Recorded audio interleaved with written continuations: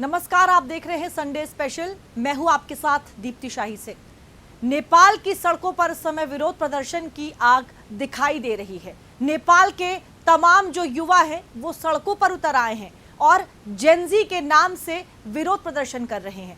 इस विरोध प्रदर्शन में आगजनी, लूटपाट जैसी घटनाएं भी सामने आ रही हैं।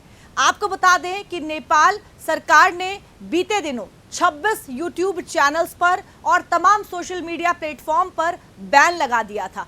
कहा जा रहा है कि इस आदेश के बाद से ही वहां के जो तमाम युवा हैं वो सड़कों पर उतर आए, आगजनी करने लगे और अपना गुस्सा वहां पर दिखाने लगे। इस बीच वहां के प्रधानमंत्री केपी शर्मा ओली ने भी इस्तीफा दे दिया है। लेकिन यहां पर कई सवाल भी खड़े होते हैं कि आखिर जेनजी यानी कि नेपाल के जो तमाम युवा हैं, जैसा कि कहा जा रहा है, वो सड़कों पर क्यों उतरे हैं?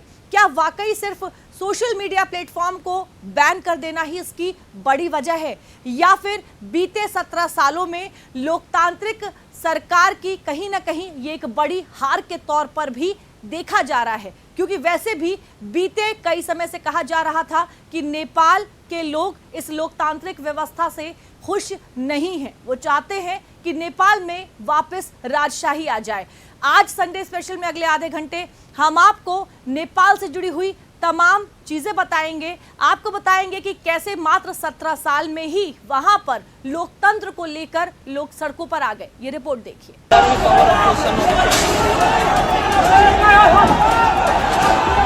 जेन जी आंदोलन, हिंसा, आगजनी और तख्ता पलट। नेपाल ने बीते दिनों में वो सब कुछ देख लिया जो इतिहास में शायद ही पहले कभी देखा हो। सोशल मीडिया बैन और करप्शन को लेकर 8 सितंबर को जेन जी ने जो प्रोटेस्ट शुरू किया था वो अब थम चुका है। लेकिन इस प्रोटेस्ट के दौरान हुई आगजनी ने बर्बादी की जो स्याह छोड़ी है वो नेपाल के भविष्य पर काले बादलों की परत भी छोड़ गई है। लेकिन इन काले बादलों की परतें अब धीरे धीरे छटती हुई भी नजर आ रही हैं, क्योंकि नेपाल की वादियों में अब फिर से नई उम्मीद की रंग है। 12 सितंबर को नेपाल में सत्ता की कुर्सी पर जेनजियों का चहेता नेता बैठ चुका है। नेपाल के अंधेरों को छाटने के लिए सुशीला कार्की को नेपाल का अंतरिम पीएम नियुक्त किया गया है। नेपाल की नई अंतरिम पीएम सुशीला कार्की बनी। सुशीला कार्की नेपाल की पहली महिला प्रधानमंत्री भी बनी। साल 1973-74 में बीएचयू से पॉलिटिकल साइंस में मास्टर्स किया। साल 1979 में वकालत की शुरुआत की। 2016 में नेपाल की पहली महिला मुख्य न्यायाधीश बनी। भ्रष्टाचार विरोधी चेहरा जेन जी की पसंद है। नेपाल की पीएम बनकर सुशीला कार्की ने नेपाल के इतिहास में 2 बार अपना नाम दर्ज करवा लिया है। पहली बार उन्होंने 2016 में देश की पहली महिला मुख्य न्यायाधीश बनकर इतिहास रचा और राजनीतिक दलों, नेताओं और मंत्रियों के खिलाफ साहसी फैसले लिए, जिसके बाद उन पर न्यायपालिका की आजादी का गलत इस्तेमाल करने के आरोप लगने लगे और साल 2017 में उनके खिलाफ संसद में महाभियोग का प्रस्ताव लाया गया। तो उस वक्त भी सुशीला कार्की के साथ कोई खड़ा था तो वो यही जेन जी ही थे। 2017 में कार्की के खिलाफ महाभियोग प्रस्ताव लाए जाने के बाद नेपाल की राजनीति में उथल-पुथल मच गई थी। सैकड़ों छात्र, महिलाएं और आम लोग इस फैसले के विरोध में काठमांडू की सड़कों पर उतर आए। प्रदर्शनकारियों ने इसे न्यायपालिका की स्वतंत्रता पर हमला बताया। बाद में नेपाल के सुप्रीम कोर्ट ने एक ऐतिहासिक फैसला सुनाया जिसमें कहा गया कि जब तक महाभियोग की सुनवाई पूरी नहीं होती तब तक उन्हें पद से हटाया नहीं जा सकता। फिर जून 2017 में कार्की के रिटायरमेंट से एक दिन पहले संसद ने महाभियोग प्रस्ताव को वापस ले लिया। सुशीला कार्की की यही ईमानदारी वाली छवि आज नेपाल के लिए सहारा बनी है। दरअसल जिस नेपाल को हिमालय की ऊंची ऊंची चोटियों, पहाड़ियों, मंदिरों और शांति सुकून के लिए पहचाना जाता था, बीते कुछ दिनों के भीतर में उसी नेपाल में एक बड़ा राजनीतिक संकट आया। नेपाल की वादियों में शांति की जगह क्रांति की गूंज सुनाई देने लगी। नेपाल की सड़कों पर ऐसा नजारा देखने को मिला जो देश के इतिहास में शायद ही कभी देखा गया हो। सोमवार से लेकर बुधवार तक नेपाल की तत्कालीन ओली सरकार के खिलाफ युवाओं का गुस्सा इस कदर फूटा कि उसने देश की सत्ता और व्यवस्था का केंद्र बन चुकी कई अहम इमारतों को आग के हवाले कर दिया। प्रदर्शनकारियों ने संसद भवन, सुप्रीम कोर्ट, प्रमुख राजनीतिक दलों के कार्यालय, राष्ट्रपति भवन और प्रधानमंत्री का निजी आवास तक नहीं छोड़ा, सबको आग के हवाले कर दिया। इसके साथ ही कई मंत्रियों के घर, काठमांडू के लग्जरी होटल्स और बड़े मीडिया समूहों के दफ्तर भी इस हिंसा की चपेट में आ गए। ये आगजनी न सिर्फ संपत्ति का नुकसान है, बल्कि ये भीषण आगजनी नेपाल की सरकारी व्यवस्था के प्रति गहरा अविश्वास और गुस्से का प्रतीक बन गई। सोमवार से शुरू हुआ सोशल मीडिया बैन के खिलाफ युवाओं का आंदोलन मंगलवार को उग्र हो गया।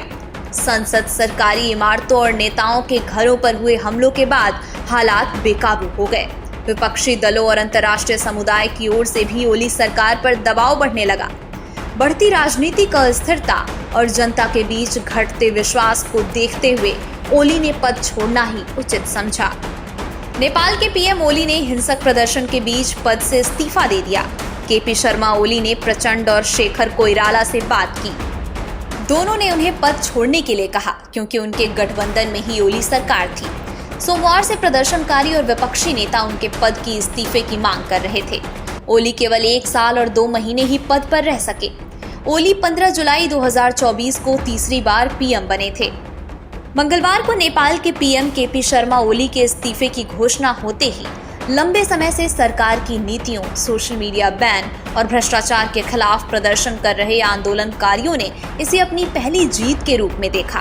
काठमांडू की सड़कों पर लोगों ने नारे लगाए, पोस्टर लहराए और कई जगहों पर मिठाइयां बांटी गईं। Yeah, we are very happy about that. It is very nice for our country. I think that develop our country. कहते हैं जब आवाजें बंद की जाती हैं तो आवाजें नारों में बदल जाती हैं, और जब नारों को अनसुना किया जाता है तो वही नारे आंदोलन का रूप ले लेते हैं। और आखिरकार वही हुआ। नेपाल के पीएम ओली का आत्मविश्वास टूटा, सत्ता का ताज उनके सिर से उतर गया और उन्होंने इस्तीफे का ऐलान कर दिया। लेकिन ओली के इस्तीफे के इस ऐलान के बाद अब कई सवाल उठ रहे हैं कि आखिर वहां की जनता अपनी ही सरकार से इतनी नाराज क्यों थी? क्या सोशल मीडिया के बहाने असली मकसद सरकार को गिराना था? इन सवालों के जवाब आपको बताएंगे, लेकिन पहले इस बवाल के पीछे का कारण जान लेते हैं। नेपाल सरकार ने सभी सोशल मीडिया प्लेटफॉर्म्स को बैन कर दिया था। फेसबुक, यूट्यूब ने रजिस्ट्रेशन के लिए 7 दिन की समय सीमा का पालन नहीं किया। प्रदर्शनकारी नेपाल में सोशल मीडिया बैन के खिलाफ आवाज उठा रहे थे। काठमांडू में सोमवार रात 10 बजे तक के लिए कर्फ्यू लग गया था। प्रदर्शनकारियों ने संसद की इमारत के गेट नंबर 2 के पास आग लगा दी थी। नेपाल सरकार ने सोमवार देर रात सोशल मीडिया से बैन हटा लिया। नेपाल की सड़कों पर उमड़ी भीड़ ने फेसबुक, यूट्यूब और एक्स को बहाल करने की मांग तो की, लेकिन उनका गुस्सा सिर्फ इंटरनेट बंदी तक सीमित नहीं था। महीनों से बेरोजगारी, महंगाई, भ्रष्टाचार और सरकार की हठधर्मिता ने जनता के दिलों में ज्वालामुखी भर रखा था, और सोशल मीडिया बैन ने उस ज्वालामुखी को फटने का बहाना दे दिया। यही वजह है कि जब सरकार ने दबाव में आकर बैन हटा भी लिया, तब भी प्रदर्शनकारियों का गुस्सा शांत नहीं हुआ और आंदोलन जारी रहा। दरअसल नेपाल में जहां हर चौथा व्यक्ति गरीबी रेखा के नीचे है और बेरोजगारी 20% तक पहुंच चुकी है, वहीं नेपाल में नेताओं के बच्चों की विदेशी ट्रिप्स, महंगे कपड़े और लग्जरी लाइफस्टाइल की तस्वीरें सोशल मीडिया पर वायरल होने लगीं और नेताओं के बच्चों की शानो शौकत ने जनता को भड़का दिया। नेपाल के नेताओं के बच्चों की वीडियो सोशल मीडिया पर वायरल होने लगी। वे वीडियो में महंगी छुट्टियों का लुत्फ लेते और ब्रांडेड कपड़ों में दिखे। जनता ने इसे टैक्स का दुरुपयोग बताया और युवाओं ने तीखा विरोध जताया। इसी नाराजगी ने आखिरकार एक बड़े आंदोलन का रूप ले लिया। जेन ज़ी ने इसे नेपो किड्स का आंदोलन बना डाला। अब सवाल खड़ा होता है कि नेपाल की जनता और युवाओं को नेताओं के बच्चों की शानो शौकत से आखिर दिक्कत क्यों हुई? तो इसके पीछे का सबसे बड़ा कारण वहां की बेरोजगारी, गरीबी और महंगाई है।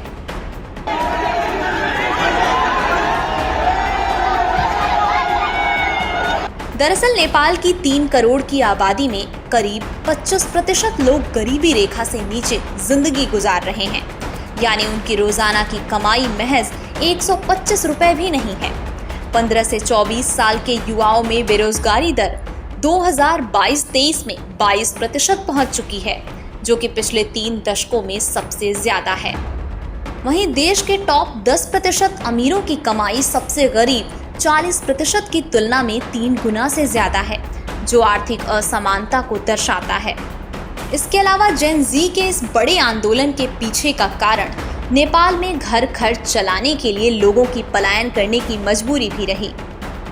दरअसल विश्व बैंक के आंकड़े बताते हैं कि नेपाल की कुल जीडीपी का 1/3 से ज्यादा हिस्सा उन पैसों पर निर्भर है जो नेपाली लोग विदेशों से अपने परिवार को भेजते हैं। वहीं ट्रांसपेरेंसी इंटरनेशनल ने नेपाल को एशिया के सबसे भ्रष्ट देशों में से एक बताया है, जिसको लेकर नेपालियों का गुस्सा पहले से ही चरम पर था। यही ये वो बड़ी वजह रही जिन्होंने सोशल मीडिया पर लगाए गए विरोध प्रदर्शन को आंदोलन में बदल दिया। वहीं अब जान लीजिए कि नेपाल सरकार पिछले 4 सालों से किन बड़े घोटालों से घिरी रही। 2021 में 54,600 करोड़ रुपए का गिरी बंधु भूमि स्वैप घोटाला, जिसमें सरकारी जमीन गलत तरीके से निजी कंपनियों को दी गई। 2023 में 23,600 करोड़ रुपए का ओरिएंटल कोऑपरेटिव घोटाला, जिसमें जनता की जमा पूंजी का गबन कर उसे परियोजनाओं में लगा दिया। 2024 में 69,600 करोड़ रुपए का कोऑपरेटिव घोटाला, जिसमें धोखाधड़ी कर आम लोगों के पैसे का दुरुपयोग किया। 2016 से 2023 के बीच पोखरा अंतर्राष्ट्रीय हवाई अड्डे के निर्माण में करीब 600 करोड़ रुपए का घोटाला हुआ। यही बड़ी वजह रही जिन्होंने सोशल मीडिया पर लगाए गए बैन के विरोध प्रदर्शन को आंदोलन की ज्वालामुखी में बदल डाला। लेकिन इस आंदोलन ने जिस तरह से विकराल रूप लिया था, उसमें कई नेपालियों की जान भी चली गई। नेपाल में भारी हिंसा और लूटपाट के बीच सुशीला कार्की के पीएम पद की शपथ लेते ही नेपाल में कई दिनों से जारी राजनीतिक अनिश्चितता का अंत तो हो गया है, लेकिन इस दौरान नेपाल में जो हिंसा हुई उसके निशान सालों तक रहने वाले हैं। सवालों के घेरे में वो लोग भी आ रहे हैं जिन्होंने मंगलवार को नेपाल में बनी स्थिति का गलत फायदा उठाकर तोड़फोड़, अराजकता, लूटपाट, आगजनी और जान माल को नुकसान पहुंचाया। पुलिस ने उपद्रवियों के पास से 33.7 लाख रुपए नगद बरामद किए हैं। 23 बंदूकें, मैगजीन सहित 31 अलग अलग तरह के हथियार भी जब्त किए। मंगलवार की रात करीब 9 बजे तक नेपाल की 3 बड़े जेल टूट गए और सैकड़ों कैदी फरार हो चुके हैं। महोत्तरी के जलेश्वर जेल से करीब 572 कैदी भाग गए। प्रदर्शनकारियों ने जेल की दीवार तोड़ी। ललितपुर के नक्खू जेल से प्रदर्शनकारियों ने पूर्व डिप्टी पीएम रवि लामिछाने को रिहा करवाया। करीब 1500 कैदी भी जेल से बाहर आए। नेपाल की कैलाली जेल से भी सैकड़ों कैदी फरार। नेपाल के भीतर भड़के गुस्से के पीछे कई लोगों ने इसका फायदा उठाया, तो वहीं जेल कैदियों की भी बल्ले बल्ले हो गई। लुटेरों ने खूब लूटपाट की और अपराधियों ने सेना से हथियार तक छीन लिए। आखिर नेपाल में इतना गुस्सा क्यों भड़का? क्यों जनता सड़क पर आ गई? और महज 17 साल में ही नेपाल की एक लोकतांत्रिक सरकार की विदाई हुई। नेपाल में प्रदर्शन को लेकर पूर्व नेपाली प्रधानमंत्री KI सिंह के पोते यशवंत शाह ने जो कारण बताए हैं, उनको भी सुन लीजिए। घर एक जगह है वहाँ पर, और it was a peaceful protest, और इसमें कोई भी ऐसी बात नहीं थी, कोई भी पॉलिटिकल पार्टीज इन्वॉल्व नहीं थी इसमें। एक वो स्टूडेंट्स फॉर जस्टिस करके एक बॉडी है, उन लोगों ने ये एक मुहिम चलाई थी, और उसमें हुआ क्या कि जब सब पीसफुल प्रोटेस्टर्स कलेक्ट होने लगे तो 12,000 से ज़्यादा लोग सुबह 10 से 11 बजे के अंदर जमा हो गए थे। तो उसमें जो पुलिस ने क्या करा कि उनको तितर बितर करने के लिए, कि उनको ये था कि सोशल मीडिया में सरकार की बुराई ना आए, KP शर्मा ओली जो प्रधानमंत्री थे उनकी बुराई ना आए, तो उसको रोकने की कोशिश करी गई। तो उसमें, और क्योंकि ये जेन जी था जो अपने मांगों के लिए वो लड़ रहे थे, एक करप्शन फ्री नेपाल के लिए, क्योंकि बहुत साल से सब लोग बहुत परेशान, तंग आ चुके थे कि बार बार एक के बाद एक बड़े बड़े करप्शन स्कैंडल्स हो रहे थे देश में। और जो पहले के नेता थे और आज के नेता में बहुत अंतर आ गया। आज एवरीथिंग जो है वो पैसे के बल पर हो रहा था, कि करप्शन बहुत ज़्यादा लाज था, और कंट्री काफ़ी पैसा कमा भी रहा है, बहुत अच्छा बिजनेस भी चल रहा है, बहुत अच्छा टूरिज्म भी चल रहा है, फिर भी लोग गरीब हो रहे हैं, फिर भी उनको नौकरियां नहीं मिल रही है। ये एक कहना चाहिए सिचुएशन था जो बहुत टाइम से डेवलप हो रहा था, और बार बार लोग इसको उठा रहे थे, लेकिन जो करप्ट नेता है उनके कान में इसका सिचुएशन का कोई वो कुछ ठीक से करने को तैयार ही नहीं थे। तो अल्टीमेटली ये देखिए, आपने जो देखा कि नेता जो करप्ट पॉलिटिशियंस हैं वो दौड़ा दौड़ा के मारे जाने लगे, बिल्डिंगें फूंक दी गई। तो ऑफ कोर्स देखिए, जो हिंसा होता है उसको कोई भी सपोर्ट नहीं करता है, and I will also not support any जो हिंसा हो रही है। बट ये है कि जब आदमी में गुस्सा होता है तो नेचुरली बहुत सारे एक्सेसेस हो जाते हैं। फिलहाल नेपाल की फिजाओं में जो बीते दिन आग धधक रही थी वो अब शांत है, लेकिन इस दौरान और कौन कौन सी बड़ी घटनाएं हुई जिसने नेपाल को कई साल पीछे कर दिया है। पीएम, राष्ट्रपति और नेताओं के घरों पर हमला कर आग के हवाले कर दिया गया। संसद और सुप्रीम कोर्ट जलाई गई। इसमें 25,000 से ज्यादा फाइलें जलकर खाक हो गईं। बैंकों में लूटपाट की गई। कई मीडिया ऑफिस को भी आग के हवाले किया गया। गोली चलाने का आदेश देने वाले डीएसपी की पीट कर हत्या कर दी गई। पूर्व पीएम शेर बहादुर देउबा, विदेश मंत्री आरजू देउबा समेत पूरे परिवार पर हमला किया गया। पूर्व पीएम झालानाथ खनल की पत्नी को जिंदा जला दिया गया, उनकी मौत हो गई। वित्त मंत्री विष्णु पौडेल की सरेआम पिटाई की गई, वीडियो वायरल हो रहा है। नेपाल में हुई हिंसा का असर नेपाल से सटे यूपी के जिले बहराइच में भी भारत नेपाल सीमा के पास देखने को मिला, जहां रुपई डीहा के जमुनहा चौकी को उपद्रवियों ने आग के हवाले कर दिया था। आग की जद में जमुनहा बॉर्डर की चौकी और नेपाली कस्टम कार्यालय भी आ गया था। हालत यहाँ तक बन गए थे कि नेपाली पुलिस को भारतीय इलाके में जान बचाने के लिए भागकर आना पड़ा। भारत नेपाल सीमा पर नेपाली प्रदर्शनकारियों की आगजनी। बॉर्डर के जमुनहा चौकी में आगजनी, नेपाली कस्टम दफ्तर भी आग के हवाले। नेपाली सीमा पर प्रदर्शनकारियों ने जमकर तोड़फोड़ किया। जान बचाने के लिए नेपाली पुलिस भारतीय इलाके में आई। रुपई डीहा सीमा पर आवागमन पूरी तरह रोका गया। नेपाल से आ रहे भारतीय पर्यटकों को जांच के बाद प्रवेश मिला। संवेदनशीलता को देखते हुए हम 101% क्या एसपी बहराइच से भी मेरी बात हुई है और एसपी बहराइच ने भी अपनी फुल फोर्स यहाँ लगाई है और मेरी जितनी भी स्ट्रेंथ है सारी की सारी बॉर्डर पे अवेलेबल है। तो स्ट्रेंथ की मेरे पास कोई कमी नहीं। वहाँ मेरी ओपी पोस्ट लगी हुई है, वहाँ मेरा नाका लगा। आप बॉर्डर पे घूम के देखिएगा, हर जगह पे मेरी नाका पेट्रोलिंग लगी हुई है।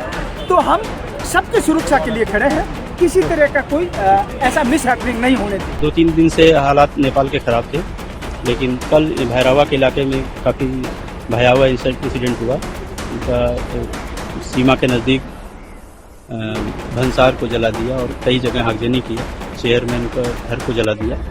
तो ये जो रिपोर्टिंग हुई थी कल शाम की घटना थी।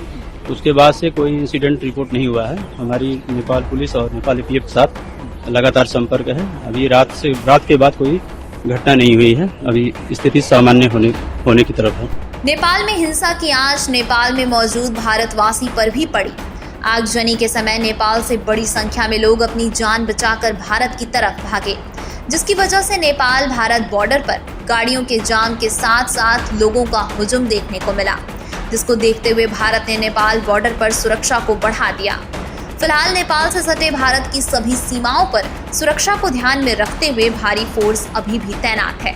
लेकिन बुधवार को महाराजगंज में भारत नेपाल के सुनौली बॉर्डर पर प्रदर्शनकारियों ने जमकर हंगामा किया। नेपाली कस्टम कार्यालय को प्रदर्शनकारियों ने आग के हवाले कर दिया, जिसके बाद भारत नेपाल सीमा पर हालात गंभीर हो गए और तुरंत महाराजगंज प्रशासन को हरकत में आना पड़ा।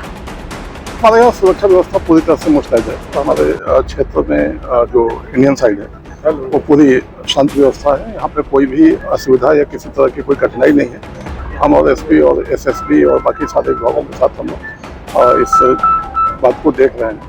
तो हमारे नागरिकों को, हमारे क्षेत्र के जो भी यहाँ के रहने वाले लोग हैं, उनको किसी भी प्रकार की किसी भी तरह से करवाने की जरूरत नहीं। और बिल्कुल यहाँ पे स्थिति सामान्य है और सारी यहाँ पे सुरक्षा व्यवस्था मुस्तैद है। कोई भी यहाँ पे कोई नेपाल आने का, काठमांडू आने का प्लान है तो पोस्टपोन कर देना चाहिए, क्योंकि सिचुएशन बहुत ही गंभीर है। और वैसे वो किसी को कुछ नहीं कह रहे हैं, बट समहाउ हमें अपनी सिक्योरिटी, अपना कॉशन खुद ही लेना चाहिए। तो अभी मतलब this is not the right time to travel from Delhi to Kathmandu. तो better is stay safe in your India, that will be the best choice for all of us. Nepal की जर्नी हमारी स्टार्ट हुई थी 5 सितंबर से। जर्नी काफ़ी अच्छी थी, बट आखिरी में आते आते हमारी जर्नी को डिफ़िकल्टी काफ़ी हुई। लास्ट में फ़्लाइट कैंसिल हो गई पोखरा से काठमांडू। फिर हमने टैक्सी बुक किया, बॉर्डर तक आए, 200 किलोमीटर हमने टैक्सी से कवर किया। अभी हम बॉर्डर पे हैं, इंडिया नेपाल बॉर्डर पे। यहाँ पे आके काफ़ी सेफ हम महसूस कर रहे हैं। रास्ते में काफ़ी दिक्कतें आई, रोड ब्लॉक्स थे, प्रोटेस्ट हो रहे थे, लोगों ने बैनर फूंक रखे थे, मतलब काफ़ी सारी डिफ़िकल्टी थी। बट फाइनली ड्राइवर भैया ने भी काफ़ी मदद की और हमें यहाँ पे बॉर्डर तक पहुँचाया। वहीं नेपाल में तनाव के बीच सीएम योगी आदित्यनाथ ने भी बड़ा फैसला लेते हुए नेपाल से सटे यूपी के सभी जिलों में पुलिस को 24 घंटे हाई अलर्ट पर रहने के आदेश दिए थे और नेपाल में फंसे भारतीयों के लिए यूपी पुलिस ने हेल्पलाइन नंबर जारी किया। नेपाल में फंसे भारतीयों के लिए यूपी के लखनऊ में कंट्रोल रूम बना, 3 हेल्पलाइन नंबर और एक व्हाट्सएप नंबर 24/7 चालू किया गया। इसके अलावा नेपाल में जारी हिंसा की वजह से काठमांडू का त्रिभुवन इंटरनेशनल एयरपोर्ट को अस्थायी रूप से बंद कर दिया गया था। फिलहाल अब काठमांडू एयरपोर्ट चालू है, लेकिन मंगलवार और बुधवार को काठमांडू एयरपोर्ट बंद रहा, जिसका असर यूपी पर भी पड़ा और नेपाल जाने वाली कई फ्लाइटों को लखनऊ एयरपोर्ट पर लैंड कराना पड़ा। नेपाल जाने वाली 4 फ्लाइट्स की लखनऊ के अमौसी एयरपोर्ट पर लैंडिंग हुई है। फ्लाइट्स दिल्ली, दुबई और बैंकॉक से काठमांडू जा रही थीं। अबू धाबी से काठमांडू जाने वाली फ्लाइट वाराणसी के लिए डाइवर्ट कर दी गई। अब सवाल है कि नेपाल में इतने बड़े आंदोलन के पीछे का चेहरा कौन था, जिसके एक इशारे पर सड़कों पर जनसैलाब उमड़ पड़ा। तो वो शख्स है 36 साल का नौजवान सुदन गुरुङ, जिसने नेपाली युवाओं के गुस्से को आंदोलन में बदल दिया। सुदन गुरुङ हामी नेपाल नाम के एनजीओ का संस्थापक है। सुदन गुरुङ ने युवाओं के गुस्से का पहचान कर प्लेटफॉर्म दिया। पूरे नेपाल में इसको अलग अलग नेटवर्क के जरिए आंदोलन को पहुंचाया। सुदन गुरुङ अपने आप को एक गैर लाभकारी संगठन बताता है। एनजीओ के सोशल मीडिया पर 36 वर्षीय गुरुङ को एक एक्टिविस्ट बताया गया है। इसके अलावा जिस जेन ज़ी आंदोलन ने नेपाल की सियासी जमीन हिला दी, उस पूरे घटनाक्रम के केंद्र में एक और भी नाम उभर कर सामने आया है। वो है बालेंद्र शाह का नाम। दावों की माने तो बालेंद्र शाह ही वो शख्स हैं जिन्होंने भ्रष्टाचार और नेपोटिज्म के खिलाफ आवाज उठाई। उनके समर्थन से ही युवाओं का आंदोलन तेज हुआ, जिससे सरकार पर दबाव बढ़ा। वैसे तो बालेंद्र शाह काठमांडू के मेयर हैं, जो नेपाल में युवाओं के बीच खासे लोकप्रिय माने जाते हैं। यही वजह है कि वो किसी भी अन्य मेयर से अलग हैं और जहां ज्यादातर मेयर अपनी नगर पालिकाओं से आगे शायद ही कभी ध्यान दे पाते हैं, वहीं ये शख्स नेपाल के इस बड़े आंदोलन के केंद्र में आ खड़ा हुआ है।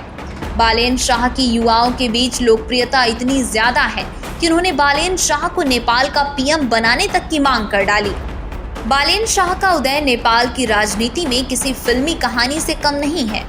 पेशे से सिविल इंजीनियर और जुनून से रैपर रहे बालेंद्र ने बाद में जाकर राजनीति में कदम रखा। फिर नेपाल की राजधानी काठमांडू के मेयर चुनाव जीते और वो अक्सर युवाओं की आवाज उठाते रहते हैं। नेपाल न्यूज के अनुसार बालेंद्र के कद और प्रभाव का अंदाजा इसी बात से लगाया जा सकता है कि टाइम मैगजीन ने उन्हें 2023 की अपनी शीर्ष 100 शख्सियतों की सूची में शामिल किया था। द न्यूयॉर्क टाइम्स जैसे विश्व प्रतिष्ठित मीडिया संस्थानों ने भी इन्हें कवर किया है। युवाओं के बीच इनके बड़े पैमाने पर फॉलोअर्स हैं। अक्सर सोशल मीडिया पर इनके पोस्ट राष्ट्रीय स्तर पर बहस छेड़ देते हैं और तेजी से ट्रेंड करने लगते हैं। इनकी जीवन शैली, रहन सहन, स्टाइल सब कुछ वहाँ के युवाओं के लिए एक रोल मॉडल की तरह है। बालेंद्र शाह ने न सिर्फ युवाओं के मुद्दों को सशक्त आवाज दी, बल्कि पारदर्शिता, जवाबदेही और ईमानदार नेतृत्व का वादा करके अपनी पहचान बनाई। यही वजह है कि ओली के इस्तीफे के बाद सबसे ज्यादा चर्चा इसी नाम की ही रही कि क्या बालेंद्र शाह अब नेपाल के प्रधानमंत्री बन सकते हैं। हालांकि अब नेपाल में अंतरिम सरकार का गठन हो चुका है। राष्ट्रपति रामचंद्र पौडेल ने सुशीला कार्की को पीएम पद की शपथ दिलाई। इस दौरान जेन ज़ी नेता सरकार में शामिल नहीं हुए। उन्होंने बाहर से ही सरकार का कामकाज देखने का ऐलान किया। लेकिन सुशीला कार्की के शपथ ग्रहण समारोह के बाद जो तस्वीरें सबसे ज्यादा चर्चा का विषय बनी, वो सुदन गुरुङ की रहीं, क्योंकि पीएम पद की शपथ लेने के बाद सुदन गुरुङ सुशीला कार्की का आशीर्वाद लेते हुए नजर आए। इस तस्वीर से इतना तो साफ है कि नए नेपाल के पुनरुद्धार में सुशीला कार्की और सुदन गुरुङ अहम भूमिका निभाने जा रहे हैं। आंदोलन और हिंसा के बाद नेपाल में जो बदतर हालात हुए, उन सब से उभर पाना सुशीला कार्की के लिए बिल्कुल आसान नहीं होने वाला है, क्योंकि कार्की की राह में कांटे हैं, बेशुमार हैं। हिंसा की आग के बाद नेपाल पर पड़ा आर्थिक बोझ और जनता के अरमानों को फिर से संवारना कार्की के लिए बिल्कुल आसान नहीं होने वाला है। इसके अलावा कार्की पर और भी तमाम जिम्मेदारियों का बोझ है। आंदोलन की उबाल अभी भी देश में बरकरार है, जो किसी भी चिंगार पर भड़क सकती है। व्यापक हिंसा से शासन प्रशासन का तंत्र ध्वस्त पड़ा हुआ है। कानून व्यवस्था की स्थिति गंभीर रूप से बिगड़ी है। आर्थिक संकट और धन की भारी हानि का सामना है। अस्त व्यस्त औद्योगिक ढांचे को पुनः स्थापित करना जरूरी है। पर्यटन क्षेत्र को भारी नुकसान हुआ, जिसको सुधारना बहुत जरूरी है। जेन ज़ी आंदोलनकारी भ्रष्ट नेताओं से हिसाब चुकता करना चाहते हैं। भ्रष्ट नेताओं की संपत्ति जांच के लिए आयोग बनाना होगा। वहीं सुशीला कार्की के सामने सबसे बड़ी चुनौती 6 महीनों में नेपाल में आम चुनाव कराने हैं। इन सब चुनौतियों में देखा जाए तो भ्रष्ट नेताओं की जांच और 6 महीने में चुनाव कराना सुशीला कार्की के लिए सबसे बड़ी चुनौती रहने वाली है। अब कार्की इन चुनौतियों से कैसे उभर पाती हैं, ये तो आने वाला वक्त ही बताएगा। लेकिन सुशीला कार्की का नेपाल का पीएम बनना भारत के लिए अच्छा संकेत माना जा रहा है, क्योंकि सुशीला कार्की का भारत से रिश्ता कोई आज का नहीं है, बल्कि ये लगभग उस समय से है जब कार्की BHU में पढ़ने आई थी। उम्मीद है कि कार्की के पीएम बनने से भारत और नेपाल की दोस्ती और मजबूत होगी। तो नेपाल में इस समय बड़ी उथल-पुथल मची हुई है। 17 साल पहले आई लोकतांत्रिक सरकार वहां पर रहेगी या नहीं रहेगी, इसे भी लेकर बड़ा सवाल जो है वो उठता हुआ दिखाई दे रहा है। नेपाल में आने वाले समय में क्या कुछ स्थिति होगी, ये भी बाद में ही पता चल पाएगा। मेरे साथ संडे स्पेशल में फिलहाल के लिए इतना ही। देश और दुनिया की बाकी खबरों के लिए आप देखते रहिए दूरदर्शन।